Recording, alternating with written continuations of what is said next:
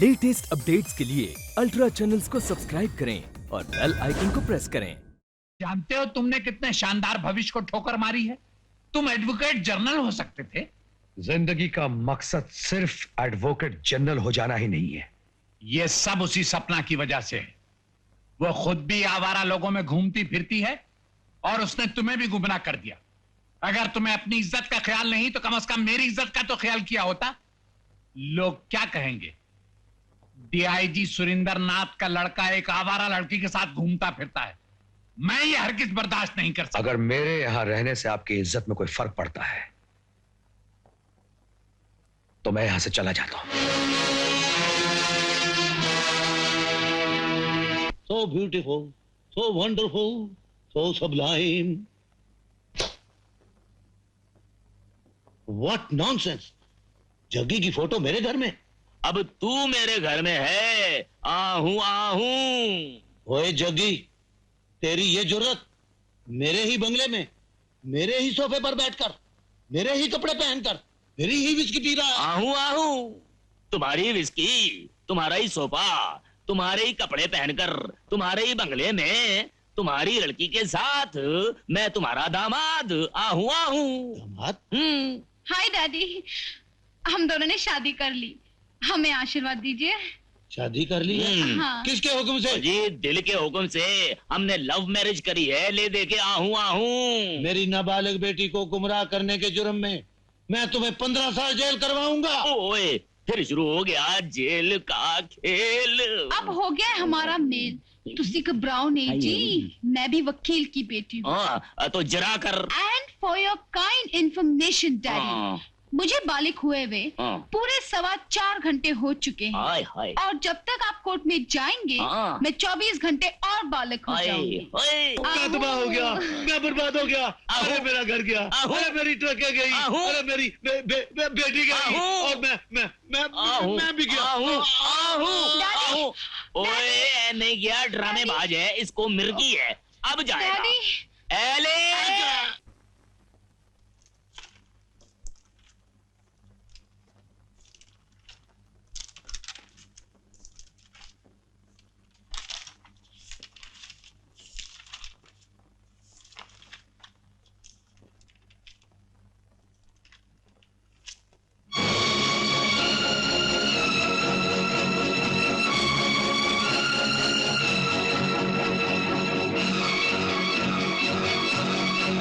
Mac है, पूरा नाम है मैक जेफरसन, कैथलिक, उम्र 35, बैचलर। जेल के बाहर से ज्यादा जेल के अंदर रहता है, लेकिन कोई बड़ा जुर्म नहीं किया। आजकल कहां मिलेगा ये? मालूम नहीं। पिछली बार कहां गिरफ्तार किया था इसे? होटल ब्लू बेरिना में एक डांसर है, ये वहीं पड़ा रहता है। यस। जूली डार्लिंग, तुमने पैकिंग कर लिया? पैकिंग तो कर लिया, लेकिन जाना कहाँ है? अरे अब तुमको यहाँ पर डांस करने का कोई जरूरत नहीं। हम गोवा जाएगा, वहां पे अपना होटल बनाएगा, 5 स्टार, 7 स्टार, 10 स्टार। मैक, तुम आज कितना दारू पिया? अरे डाली, तुम तो जानता है 6 महीने से अंदर बाहर के चक्कर में अच्छा दारू पीने को मिला कहाँ है। दारू तो गोवा में पिएगा। Black label, Chivas Regal, royal salute. आता ये देख, ये क्या है? इतने हीरे कहाँ से मिले? अरे आज हाईवे पे जिस आदमी को मैंने लूटा ना, वो दिखने में बिल्कुल ही कड़का लल्लू सा लग रहा था, लेकिन उससे मैंने ये छीन लिया। कम से कम 50 लाख के हैं। मैक, मैंने तुमसे कितनी बार कहा ये धंधा छोड़ दो प्लीज। अरे आज से छोड़ दिया। इससे पहले कि इसका कोई मालिक आ जाए तुम फौरन यहां से भाग चलो। चलो, कम ऑन, हरी अप।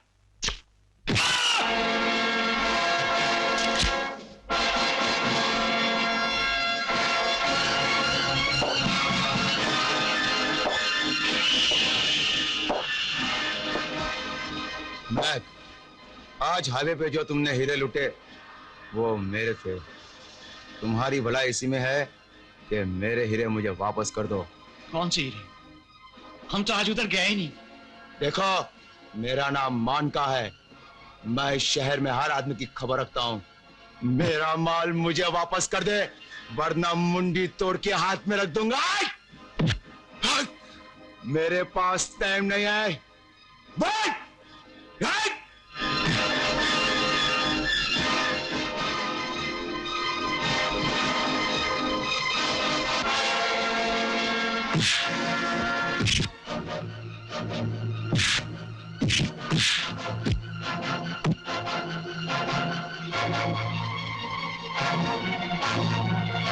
अरे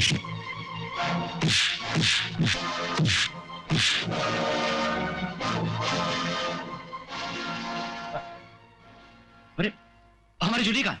ओ इडियट, इस मुसीबत के सामने भी तुझे अपनी जूली याद आ रही? इससे पहले कि इसके आदमी अगर तुझे मार डाले, मेरे साथ निकल चल। आज हमको उसके साथ गोवा जाना है।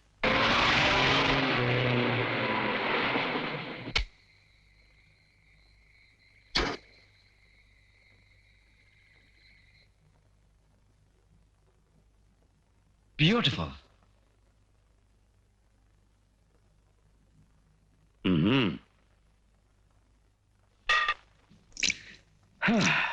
शराब लोगे? अगर आप कहते हैं तो पी लेता हूं। गुड। सोडे के साथ लोगे या ओह गॉड, बहुत जमाने के बाद असली माल मिला है। साहब, हमारी ये बात समझ में नहीं आई कि हम आपका ये एहसान कैसे चुकाएगा। भाई देखो, इसमें एहसान की कोई बात नहीं। आज मैं तुम्हारे काम आया हूं, कल तुम मेरे काम आओगे। क्यों नहीं साहब, हम आपके लिए जान दे सकता है। अच्छा मैं एक बात बताओ, पिछले साल मार्च की 20 तारीख को सवेरे 11 बजे तुम कहां थे? साहब, 2 दिन पहले का बात तो हमको याद रहता नहीं है, पिछले साल का बात कैसे ही याद रखेगा। मैं याद दिलाता हूं। उस दिन विक्टोरिया हॉस्पिटल के ठीक सामने यूनिवर्सल बिल्डिंग के 6th फ्लोर पर अब्बास नाम के एक लड़के को तुमने एक बैग दिया था। शायद तुम्हें भी मालूम होगा कि उस बैग में एक राइफल थी जिससे सुखदेव और सीनियर इंस्पेक्टर भागवत का खून हुआ था। कुछ याद आया? कौन था वो आदमी जिसने तुम्हें वो बैग दिया था? कौन है आप? क्या आपने मुझे इसलिए बचाया था कि... एक बात याद रखो मैक, अगर मैं होटल में घुसकर तुम्हारी जिंदगी गुंडों से बचा सकता हूं तो सुखदेव और भागवत के खून के इल्जाम में मैं तुझे फांसी के तख्ते तक भी ले जा सकता हूं। जल्दी बता, कौन था वो आदमी? हमको कुछ नहीं मालूम, प्लीज हमको जाने दो। जाने में तुझे तब दूंगा जब तू ये बताएगा कि वो बैग तुझे किसने दिया। और बता, बता नहीं तो जान से मार डालूंगा। बता, बता, जल्दी बता, वरना आज मैं जान से मार दूंगा। बोल।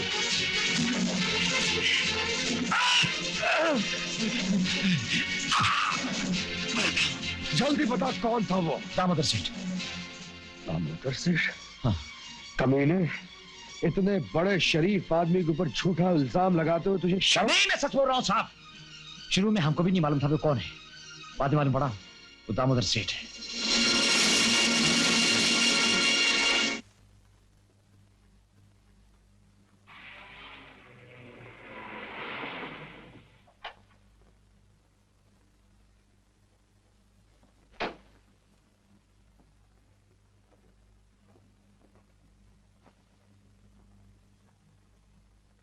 हाय दैम्स। मैंने तुम्हें यहाँ आने को मना किया था ना? हाँ, जब तक तुम मुझसे मिलते रहे मैं तो यहाँ आई भी नहीं, लेकिन जब तुमने मुझसे मिलना बंद कर दिया तो मुझे यहाँ आना पड़ा, तुम्हें ये याद दिलाने के लिए कि मैं तुम्हारी होने वाली पत्नी हूँ। नॉनसेंस। ये उम्र मेरी बेटी की शादी करने की है कि मेरी अपनी? देखो नीना, एक बात गौर से सुन लो कि मैं... तुम्हारी बातें तो मैं बरसों से सुनती आई हूँ डार्लिंग, आज तुम मेरी बात सुनो। पिछले 10 साल से तुम शादी की बात टाल रहे हो। इस बार जब तुमने सुखदेव के चक्कर के बाद शादी का वादा किया तो मैंने सोचा इस वादे को मजबूती से पकड़ लेना चाहिए ताकि तुम मुकर न सको। बकवास मत करो। तुम जानती हो कि मुझे पॉलिटिक्स में शौक है और पॉलिटिक्स में ये सब चीजें इमेज खराब करती हैं। बूढ़े पॉलिटिशियंस के साथ जवान बीवियां बहुत शोभा देती है दामोदर सेठ। लगता है कि पॉलिटिशियंस के बारे में काफी जानकारी रखती हो, मगर ये नहीं जानती कि वो वादे के झूठे होते हैं। मुझे अब तुम्हारी कोई जरूरत नहीं है। बाकी अब तुम पक्के पॉलिटिशियन बन गए हो।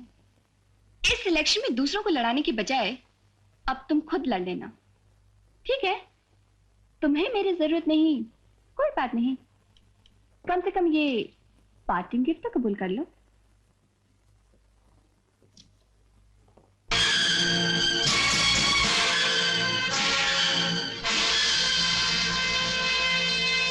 अब तो तुम्हें मेरी फिर से जरूरत हो गई होगी, मगर अब मैं तुमसे शादी नहीं करूंगी। क्या पता लव मेकिंग के वक्त तुम मेरा गला दबाकर मुझे मार डालो। क्या कीमत है इनके नेगेटिव्स की? 10 लाख रुपए। एक हफ्ते के अंदर अंदर मुझे 10 लाख रुपए नहीं मिले तो ये तस्वीरें पुलिस तक पहुंच जाएंगी। और एक बात याद रखना दामोदर सेठ, कल तक मैं तुम्हारे हाथ में थी, मगर आज के बाद तुम मेरे हाथ में हो।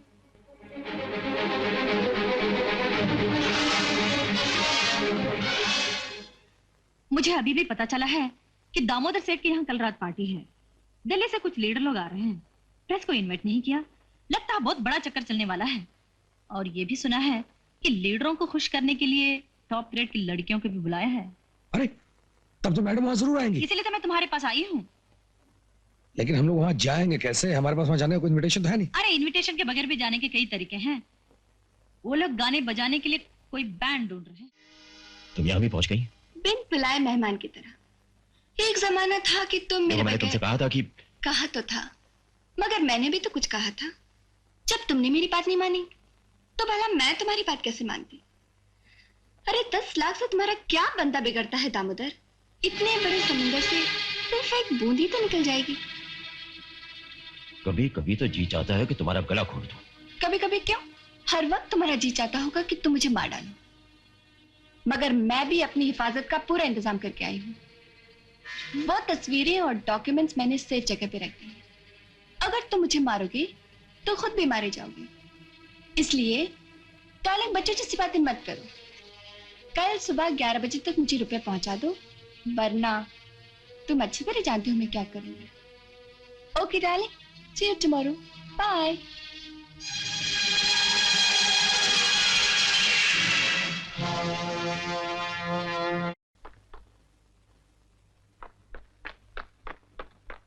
सपना मैडम के पीछे गई और बोलकर गई हैं आप अपने घर में उनके फोन का इंतजार करें।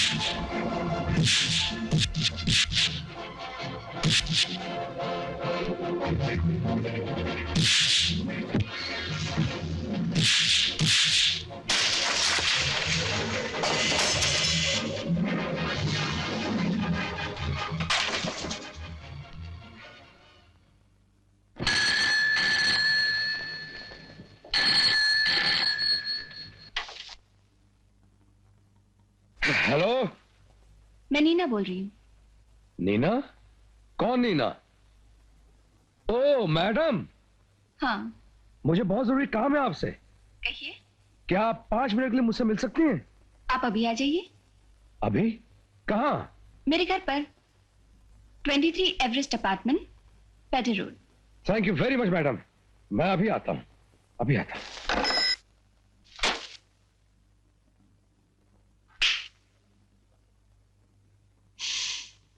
आओ ना, आओ।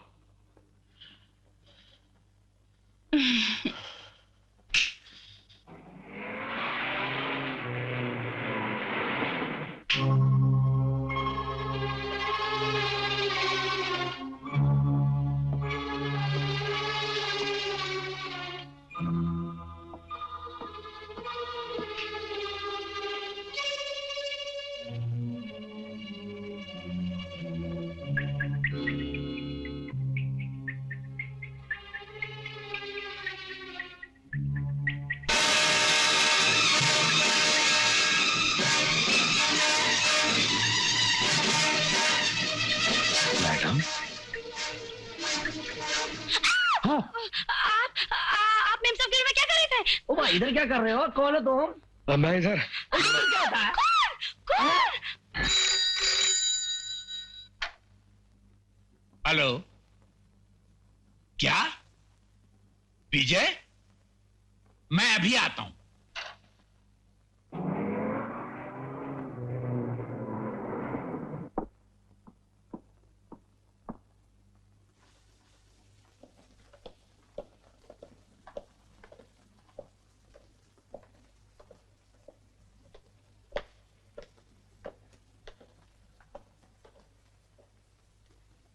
सर, नीना देवी के नौकर और नौकरानी जब बाहर से आए तो उन लोगों ने विजय बाबू को लाश के पास खड़े देखा और उस बीच बिल्डिंग का चौकीदार भी यहां पहुंच गया, जिसने फोन पर मुझे इतला दी और मेरे आने तक इन लोगों ने विजय बाबू को यहीं रोके रखा। मैं पूछ सकता हूं कि इस वक्त आप यहां क्या कर रहे थे? जी मैं इनसे मिलने आया था। क्यों? इन्होंने मुझे बुलाया था टेलीफोन करके। मैं आपको समझा चुका हूं कि आप इस चक्कर में मत पड़िए। आखिर वही हुआ जिस बात का मुझे डर था। इंस्पेक्टर, गिरफ्तार कर लो इसे।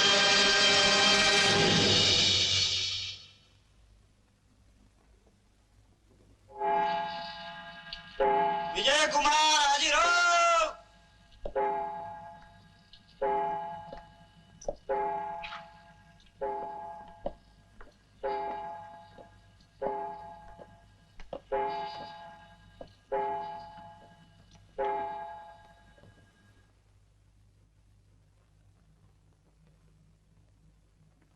आपका वकील कौन है विजय कुमार? योर ऑनर, मैं अपनी वकालत खुद करूंगा। Proceed mister prosecutor. Your honour, आज का दिन कानून और वकीलों के लिए एक शर्मिंदगी का दिन है, क्योंकि आज एक ऐसे आदमी पे मुकदमा शुरू हो रहा है जो कल तक कातिलों के खिलाफ वकालत करके उन्हें सजाएं दिलवाने में मशहूर था।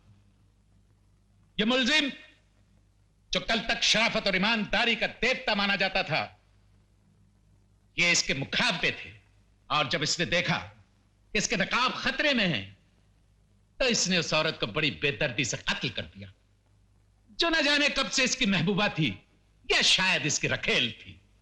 सरकार इन गवाहों और शहादतों के जरिए यह साबित करने के बाद कि मुलजिम ने नीना देवी का कत्ल किया है, मुलजिम को सदाए मौत देने का मुतालबा करेगी।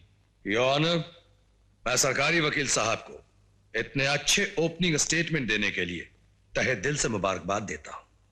अगर आपकी जगह मैं होता तो शायद मैं भी यही करता, लेकिन मेरे फाजिल दोस्त से सिर्फ एक गलती हो रही है ऑनर, और वो गलती ये कि सरकारी वकील साहब अपनी जगह ये बात तय कर चुके हैं कि मुझ पे कत्ल का इल्जाम साबित हो चुका है, यानी कि मैंने वाकई नीना देवी का कत्ल किया है। यही कानून और इंसाफ की ट्रेजेडी है ऑनर, कि सरकारी वकील गुनाह और बेगुनाही को अलग करने के लिए नहीं, बल्कि मुलजिम को सजा दिलवाने के लिए पैरवी करते हैं। इंसाफ की इस बेइंसाफी का शिकार सिर्फ मैं अकेला नहीं हूं। इंसाफ की इस बेइंसाफी की कहानी में ईसा मसीह जैसे देवता और पैगंबर का नाम भी शामिल है। योर ऑनर, मेरी गिनती इस मुल्क के अच्छे वकीलों में होती रही है। इतना कानून तो मैं भी जानता हूं कि अगर कोशिश करूं तो इस केस को 10-20 साल तक फैसले की मंजिल तक पहुंचने ही ना दूं, लेकिन मैं ऐसा कतई नहीं करूंगा योर ऑनर, क्योंकि मैं जानता हूं मैं बेगुनाह हूं, इसलिए मैं अदालत का वक्त जाया नहीं करना चाहता। मैं कुछ मामूली और कुछ गैर मामूली गवाहों को पेश करने की इजाजत चाहता हूं। Please proceed.